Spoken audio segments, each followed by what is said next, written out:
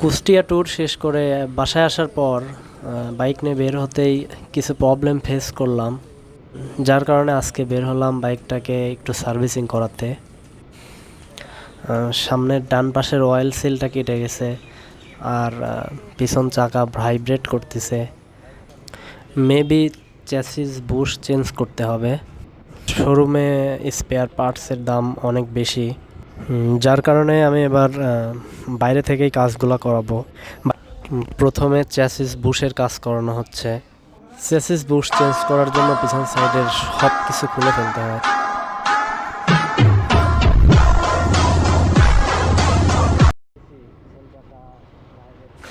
আসসালামু আলাইকুম everyone, this is S M Sohag. Welcome to my YouTube channel rock rider 1.0। I hope আপনারা সবাই ভালো আছেন। আলহামদুলিল্লাহ, আমিও ভালো আছি। কুষ্টিয়া ট্যুর শেষ করে বাসায় আসার পর বাইক নিয়ে বের হতেই কিছু প্রবলেম ফেস করলাম, যার কারণে আজকে বের হলাম বাইকটাকে একটু সার্ভিসিং করাতে। সামনের ডান পাশের অয়েল সিলটা কেটে গেছে, আর পিছন চাকা ভাইব্রেট করতেছে। মেবি চ্যাসিস বুশ চেঞ্জ করতে হবে। আমাদের এলাকার রাস্তাঘাট ভাঙাচোরা এবং ভাঙাচোরা রোডে বেশি চলাচল করা হয়, যার কারণে চ্যাসিস বুশ নষ্ট হয়ে গেছে। সম্ভবত চ্যাসিস বুশের যে বেয়ারিং থাকে ওইটা নষ্ট হয়ে গেছে। ভাঙাচোরা রাস্তাতে বাইক বেশি চালালে সাধারণত চ্যাসিস বুশ, বল রেসার, অয়েল সিল এগুলো দ্রুত নষ্ট হয়ে যায়। তো আমার বল রেসার আমি একবার চেঞ্জ করছি, বাট চ্যাসিস বুশটা চেঞ্জ করা হয়নি। বল রেসার আবার চেঞ্জ করতে হবে কিছুদিন পরে।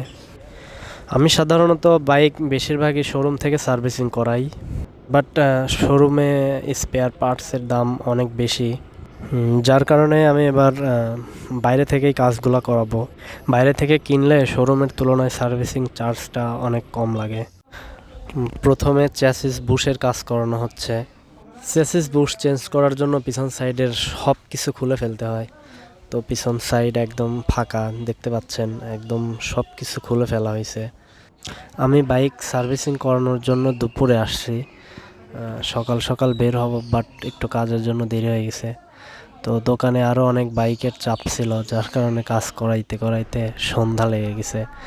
তো আমি যেই সার্ভিসিং সেন্টারে কাজ করাচ্ছি এটা হচ্ছে পাবনা অনন্ত বাজারের পাশে কুবাদ ফুয়েল পাম্প আছে। তো পাম্পের পূর্ব পাশে 2-3 দোকান পরেই এই দোকানটা। এই দোকানের হেড মেকানিকের নাম হচ্ছে শামীম হোসেন। এই দোকানটা দেখতে ভাঙাচোরা, বাট এই দোকানের কাজ আসলে অনেক বেশি ভালো।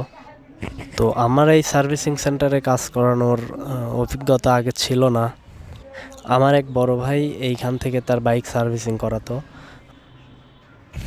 তো তারপরে আমি আমার এই ভাইকে বললাম যে আসলে আমার বাইকের অনেকগুলো প্রবলেম হয়েছে, তো আমি আমার বাইকটা কোথায় সার্ভিসিং করাবো। তো ভাইয়া তখন এই দোকানের কথা বলছিল যে এখানে অনেক ভালোভাবে কাজ করে, যত্ন সহকারে। তো তারপর থেকে আমি আসলে এখানে সার্ভিসিং করাই। তারপরে আমি আসলে এখানে কাজ করানোর পর যেটা রিয়ালাইজ করলাম যে শামীম ভাই আসলেই অনেক যত্ন সহকারে কাজ করে এবং তার কাজ অনেক ভালো হয়।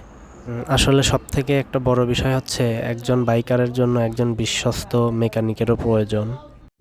বাই দ্য ওয়ে, আমার আজকের সার্ভিসিং ডান। আশা করছি আজকের ভিডিওটা আপনাদের সবার ভালো লাগছে।